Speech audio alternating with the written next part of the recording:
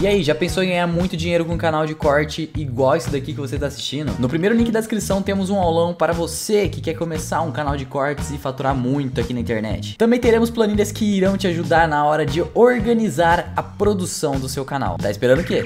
Você tinha comentado de um livro, Equação de Deus. Sim. O que fala nesse livro? Nesse livro, a equação de Deus seria a equação de tudo, que o próprio Stephen Hawking, né, ele tem, o livro da esposa dele, A Teoria de Tudo, né, que tem até o filme dele, porque foi uma das coisas que o Hawking estava procurando, mas que seria a teoria de tudo, ou a equação de Deus, enfim, a equação de tudo.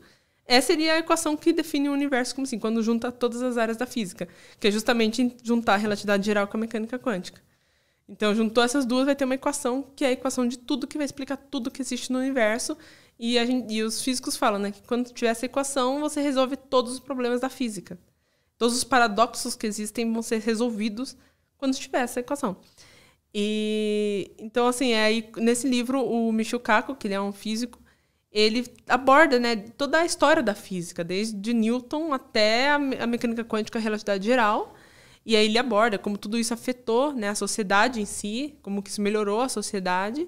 E aí ele começa a discutir quando a gente tiver a equação de tudo, sabe? Quando tudo se juntar, qual vai ser a grande revolução a partir daí? Quando a gente tiver tudo da física, tudo solucionado da física. O que você acha que pode ser?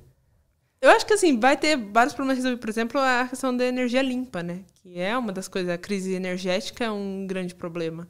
Então, eu acho que entender a equação de tudo talvez seja uma forma de entender melhor como formar energia limpa, que é a energia das estrelas, por exemplo. Que elas são umas fontes de energia absurdas e não tem resíduo, né? Não sobra resíduo. Então, é uma das... Acho que, assim, eu acho que o grande boom para a humanidade seria essa. Tipo, da energia limpa. Nossa, muito legal. Sim. Você tinha comentado e eu esqueci de perguntar o que é buracos de minhoca exatamente? Então, buracos de minhocas, a ideia é que seria 2 pontos no universo, ou em universos diferentes, que estão conectados por um túnel que se chamaria buracos de minhoca. Então seria um portal mesmo, um portal entre um ponto e outro do universo, ou em universos diferentes. A ideia, quem trabalhou em cima disso foi o Einstein. O Einstein, junto com um físico chamado Rosen, eles criaram a ideia da ponte de Einstein-Rosen, que é basicamente um buraco negro numa ponta e um buraco branco na outra ponta. O buraco branco é o oposto do buraco negro. Então, enquanto um está engolindo tudo, o outro está expelindo tudo. Então, entra por aqui, sai por aqui. Essa é a ideia da ponte de Einstein-Rosen. E aí eles encontraram uma solução. Matematicamente, buracos de minhocas eles podem existir. A matemática permite isso. Mas aí, depois de um tempo, o Wheeler, que inclusive foi o cara que deu nome a buracos negros e buracos de minhoca, ele foi responsável por esses 2 nomes, ele estava estudando isso, estava estudando o ponto de Einstein-Rosen e entender se podem ou não existir no universo.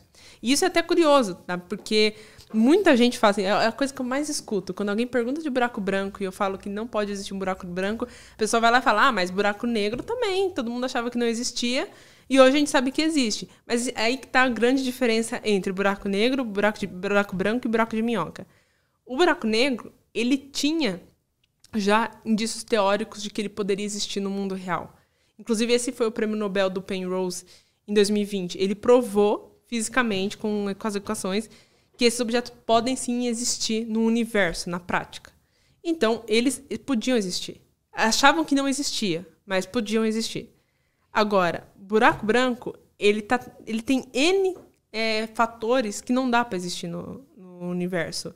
Como, por exemplo, ele teria que existir numa região de extremo vácuo. Se passasse um fóton, o que é quase impossível no universo, um fóton passando, já não poderia mais existir um buraco branco. Então, isso é impossível de existir um buraco branco. E o buraco de minhoca é a mesma coisa. O Wheeler foi lá estudar isso, tentar entender se poderia existir no universo. E ele chegou à conclusão que mesmo que existisse, mesmo assim que se formasse, seria tão instável que nem mesmo a luz ia conseguir passar por ele. A luz não ia conseguir passar de um ponto a outro. Então, não teria como existir. Então, esses 2, buracos de minhocas e buracos brancos, eles não têm como existir na prática. Não é que assim, eles não existem porque a gente nunca observou, talvez eles não existam. Não, eles não existem, tipo, a física proíbe eles existirem. O universo proíbe eles existirem. Buracos negros não. Buracos negros achavam que eles não existiam, mas não tinha nada proibindo eles de existirem. A matemática sempre permitiu, a física sempre permitiu, tipo, podia existir sim no universo. Então, essa é a grande diferença quando a gente fala, por que buracos negros, eles achavam que não existiam, mas a gente sabe, e aí então isso mostra que buracos brancos podem existir. Não. Buracos brancos e buracos de minhocas, eles eram impossíveis de existir, buracos negros, eles sempre foram possíveis. Então, um buraco de minhoca, que é um termo que a gente sempre ouve falar, nem existe. E é impossível existir. Basicamente nem existe. Recentemente teve um negócio, que criaram um buraco de minhoca no laboratório, né? Mas não. Mas eu até falei, gente, não criaram um buraco de minhoca dentro do laboratório. O que fizeram foi um experimento, uma simulação, usando técnicas da mecânica quântica, que chama emaranhamento quântico. Esse emaranhamento quântico, ele é uma coisa da mecânica quântica, que se você tem duas partículas correlacionadas, né? Se você mexer numa aqui, a outra mexe também. Então, acontece essa conversa instantânea entre as duas. Por quê? A gente ainda não sabe. E, assim, a mecânica quântica, ela é um mundo que é melhor deixar ela lá, entendeu? Que ela, assim, quem fala que entende mecânica quântica tá mentindo, porque ninguém entende mecânica quântica. Mas e a lei da atração? É bem isso. Mas isso era mais uma coisa que incomodava muito o Einstein. O Einstein odiava mecânica quântica, ele odiava esse do emaranhamento quântico, ele até escreveu uma nota para uma revista falando que isso é coisa assim, supernatural, que não existe, e que a gente só acha que é isso porque a gente não entende muito bem a mecânica quântica ainda. E é verdade, assim. A gente não entende muito bem a mecânica quântica. Ele mesmo não entendia a mecânica quântica. E você aí, coach, entendendo. O Einstein passou o resto da vida dele tentando entender. E ele odiava.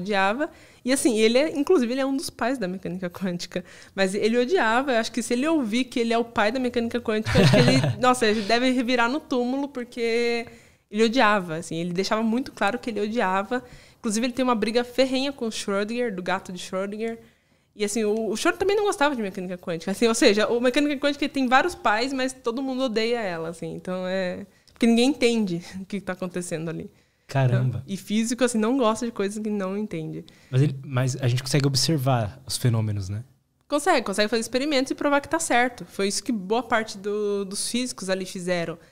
Tá certo. Só que assim, é uma coisa que a gente não entende exatamente por quê. Por exemplo, isso do emaranhamento quântico. A gente observa, a gente já viu isso acontecendo.